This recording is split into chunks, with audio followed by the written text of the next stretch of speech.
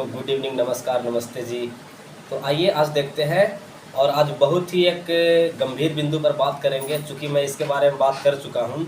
एक लड़के ने उसके बाद भी प्रश्न किया, हालांकि उसको वीडियो को रिमाइंड करके यूट्यूब में देखना चाहिए था, लेकिन उन्होंने पूछा तो मैं आज उसे प्रैक्टिकल के माध्यम से, एक्सपेरिमेंट के माध्यम से बताना चाहूँगा। उसने पूछा कि सर जीलैंडिया डूब क्यों गया। जो न्यूजीलैंड के समीप जो जीलैंडिया एक कॉन्टिनेंट के रूप में उभरा, उसकी लगभग 97% जो भूखंड है वो जल के डूबी हुई अवस्था में है। तो डूब क्यों गया उसके बारे में आप मुझे बताइए सार्वगर्भिक तरीकों से। तो मैं आज उसी को बताना चाहूँगा। ये सभी यूपीएससी एस्पेरेंट और स्टेट पीसीएस एस्पेरेंट को पता होना चाहिए। आपको आज पता हो या कल पता हो या कोई भी टीचर आपको पढ़ाता हो, आपको वो चीज़ बताएगा। क्योंकि मेरे भी टीचर मुझे पढ़ाया तो मैं आप सभी के बीच साझा कर रहा हूँ।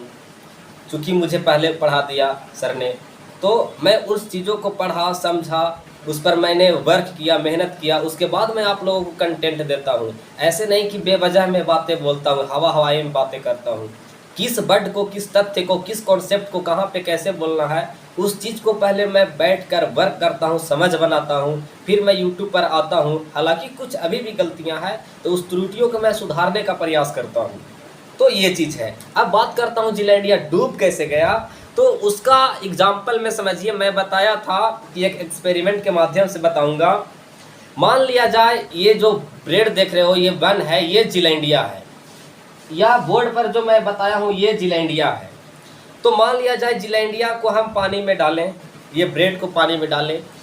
तो ब्रेड को पानी में डालें तो देखिए कि जैसे जैसे इसमें पानी में ब्रेड में पानी, जो इसकी स्पंजी भागों में पानी भरेगा, ये धीरे धीरे क्या होगा, डूबता जाएगा। सेम उसी प्रकार की इस जीलैंडिया में अंदर के भागों से मैग्मा जैसे जैसे अपना घनत्व बढ़ा रही थी, धक्का लगा रही थी, तो धीरे धीरे मैग्मा क्या है, चट्टानों की एक तरल अवस्था है, वो मैग्मा रिस रिस कर इसमें भर रहा था, जिसके कारण भार बढ़ रहा था, घनत्व बढ़ रहा था। तो ये जीलैंडिया धीरे धीरे, ये जो भूखंड था, धीरे धीरे क्या हुआ, डूबता गया।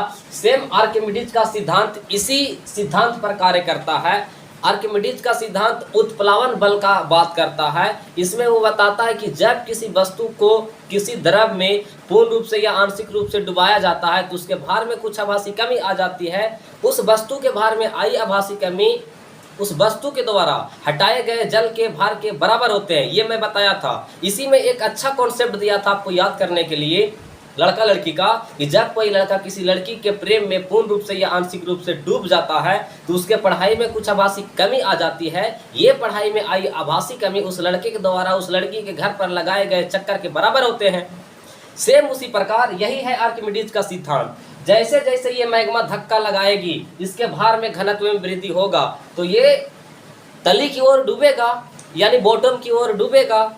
यही कारण था कि ये क्या हुआ, धीरे धीरे जीलैंडिया डूब गया। और आज की इसकी 97% का जो भूखंड है द्रव के डूबी हुई अवस्था में है। इसीलिए कॉन्टिनेंट लोग बोलते हैं 7, लेकिन आपको याद रखना है क्या, 7+1 ब्रैकेट में करके 1 आपको याद रखना है। अगर ऐसा प्रश्न आए, हालांकि अभी इसे सर्वसहमति नहीं मिली है जीलैंडिया को, लेकिन आपको याद रखना है। क्योंकि मुझे सर ने पहले पढ़ा दिया, मैंने आपको पहले बता दिया। तो जैसे देखिए, ये वन डूब गया, जल में क्या हुआ, डूब गया, इसके भार में कुछ वृद्धि हुई,